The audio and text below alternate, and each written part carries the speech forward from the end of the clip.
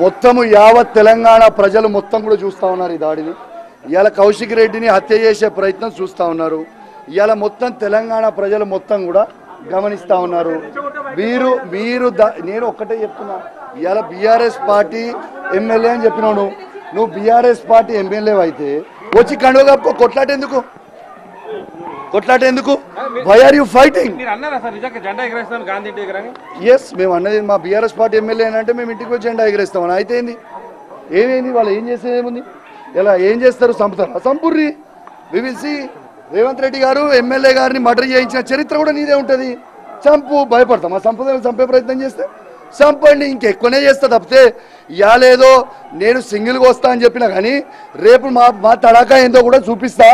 మా తడాకా ఏందో రేపు చూస్తారు. రేపు 11 గంటలకి బీఆర్ఎస్ పార్టీ తడాకా ఏందో ఖచ్చితంగా నేను చూపిస్తాను, ఇది గ్యారంటీ. ఈ సవాళ్ళు ప్రతి సవాళ్ళు మరి ఇది ఇంకా ఎక్కువ ఇబ్బంది గురయ్యే అవకాశం ఉంది కదా.